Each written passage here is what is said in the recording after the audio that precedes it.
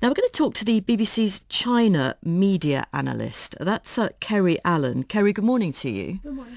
And this is because of Fan Bingbing. Fan Bingbing is one of China's top actresses, and astonishingly, and really worryingly, she's disappeared. So tell us about Fan Bingbing.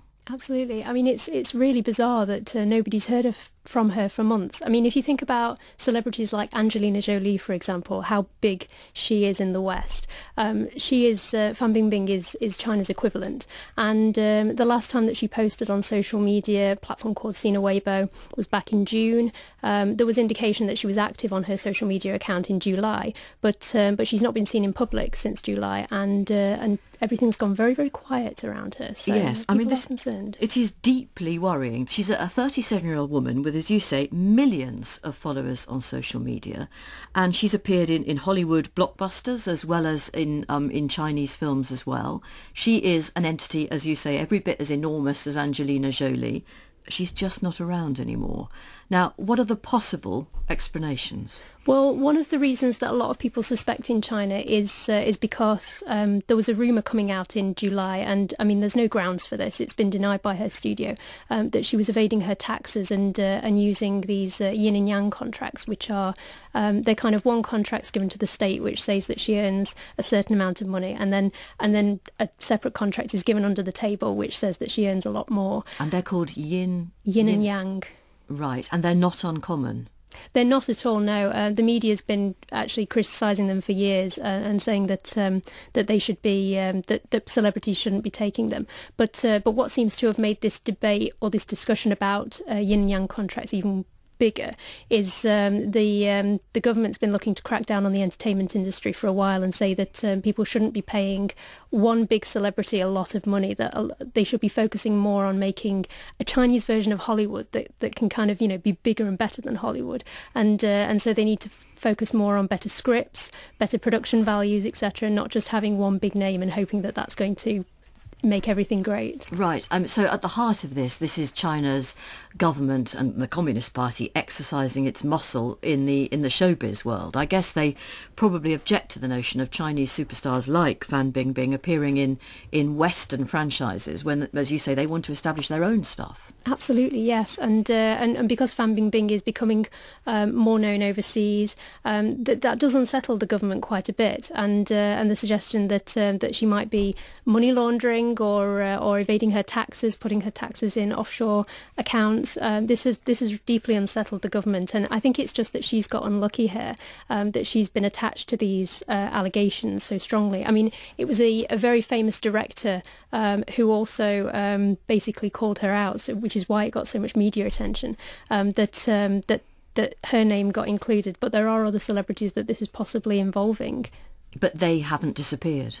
No, not at all, no. There was an incident several years ago involving a CCTV reporter who the state wanted to crack down on. He was known for being quite outspoken, and his name was Ri Chungang, a CCTV reporter. So he was one of the big influential figures who people were seeing on the equivalent of BBC One, CCTV One, and he seemingly went quiet for a while because he'd been a bit naughty. It was suggested, again, to do with money. There might have even been a romantic scandal involved, but he just vanished. And what's happened is with Fan Bingbing, there's been this report coming out emphasising other celebrities and kind of putting her to the background. And this is what happened with Ri Chungang before, that other celebrities were becoming promoted and putting more in the limelight, new CCTV reporters, etc. Okay. So people are encouraged to forget about. Yeah, well, that I was going to say, the whole thing is actually deeply unsettling and clearly manipulated by people who are very much in that game. So what are her family saying, if indeed they're allowed to say anything? Well, this is another interesting thing. Her partner, Li Chun, is also very, very famous. He's got millions of followers, and she's also got a famous brother. There was a suggestion a couple of months ago that there was a gag order on them not to say anything. There were reports coming out that said that her brother had been told not to leave the country. Her studio staff were being questioned, and these were reports that were coming up, but then rapidly being taken down off of the Chinese internet. So one of the things I do in my role is I monitor open source websites that capture censored posts that the government have actively removed, and there were posts that were basically saying that they were not allowed to comment or allowed to discuss anything to do with this, that have been censored by the government. And also her husband, there was a lot of anticipation that he might leave a comment on Sunday because it was her birthday. It was her birthday, yes.